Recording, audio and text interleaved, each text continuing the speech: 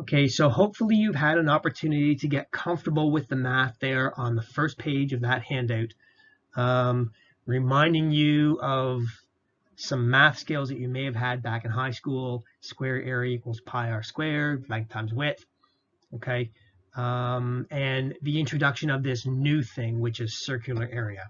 And so what this part 2 of the lesson is really comparing those two things, square area and circular area. So if we have a square that measures 1 mil by 1 mil, then the area of that square is 1 square mil.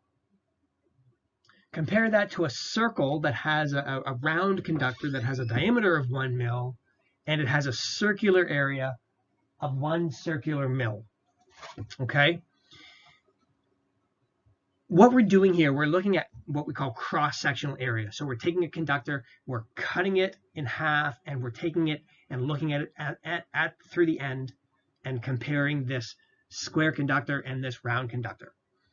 So what I want you to recognize from these two pictures is that if we have a square conductor that measures 1 square mil and compare it to a round conductor that has an area of 1 circular mil, the square conductor measuring 1 square mil is a larger conductor. Okay, it is a bigger conductor.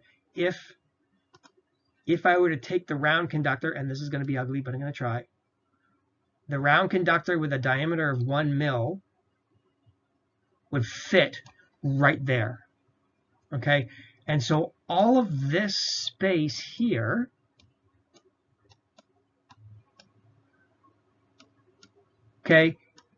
is how much bigger 1 square mil is compared to 1 circular mil. Okay, so they are two entirely separate units of measurement.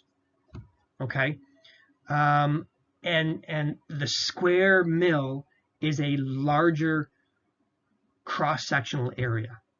Okay, so the question is larger by how much? So let's do a little bit of math and see if we can figure that out. Okay, and if we move on, so here we go. Here's what we know. So let's take a square conductor. It has a length and a width of 1 inch. Means it equals 1 square inch. That's its square area. Okay, now let's take the round conductor and we take a circle with a diameter of 1 inch, and let's find out what its square area is. Okay, so this is something that we didn't do in the previous slide. We talked about the square area of the square and the circular area of the circle. But let's talk about the square. Let's talk about the square. Wow, that was supposed to be an underline, not a strikeout. The square area of a circle. Okay, and we can calculate this, right? How do we calculate the square area of a circle? Pi r squared. So what happens if we calculate pi r squared of this circle with a diameter of 1 inch? Okay, well, if it has a diameter of 1 inch, it has a radius of 0.5. Okay, pi r squared, it's the radius. So it's 3.14 times 0.5 squared, and the math works out to 0.7854 square inches. So that is the square area of the round conductor. Okay, which means it's 78.54% of the equivalent square. So I drew the circle inside the square. How much area was represented inside the circle? 78.54% of the square. Okay, so that's the magic number, 0.7854. Now, it's a really easy trick to remember this number. That looks like kind of random numbers, but if you look at your calculator and you look at your numbers, and the 4 numbers up in the top left corner, if you go around those clockwise, you are looking at 7854. Okay, take a look at your calculator and see that. The top left corner of your number pad, go around those 4 numbers clockwise, 7854. Okay, and so that's what this number is. That's an easy way to remember that. What does that mean? That means that if you want to convert from circular area to square area, Okay, from circular to square, we would divide by that number. What happens if you divide a number by something that's less than 1? You end up with a bigger number. Okay, so circular mil is a smaller unit of measurement than square mil. So we have to take the value of the square mil, divide it by a number that's less than 1, so we get an answer that is a bigger value to express that same area in circular mils. Okay, so now we're not comparing the circle inside the square.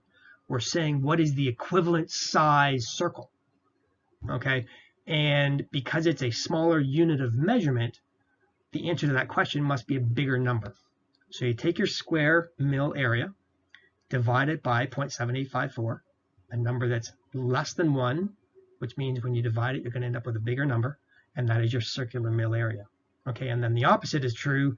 To calculate the square mil of something when you know it's circular mil, you multiply it by 0.7854 to get your square mil equivalent.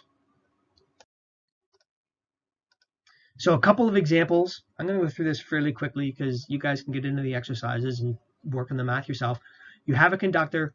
Its circular area is 500 circular mils. What is the equivalent bus bar in square mils? So here's what we're doing. Here's the point of all this. We have a round conductor, and it offers a particular amount of resistance in the circuit by the nature of its size. We want to compare a square conductor that would be the equivalent. Okay, so it's really weird to talk about the circular area of a square conductor. Okay, so we want to take our circular mil value, which is 500 circular mils, convert that into a square mil value so that we can understand what the equivalent square bus bar would be. Okay, that's kind of the point of this conversation. So the square area is equal to, let me get my underline here, the square area, I'm really struggling with this mouse.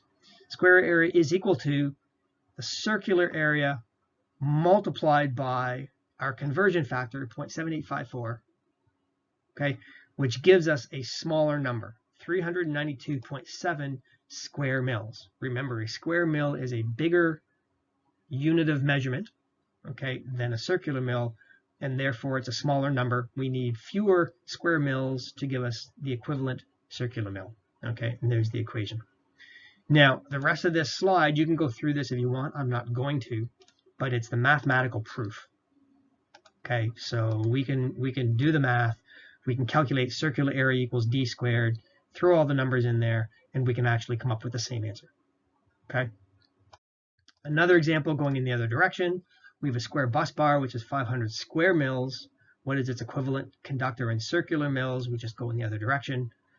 So the circular mil is equal to the 500 square mils divided by 0.7854, gives us 636.62 circular mils. So again, a circular mil is a smaller unit of measurement, so we need more of them to get the equivalent size, so it's a larger number. And again, the mathematical proof.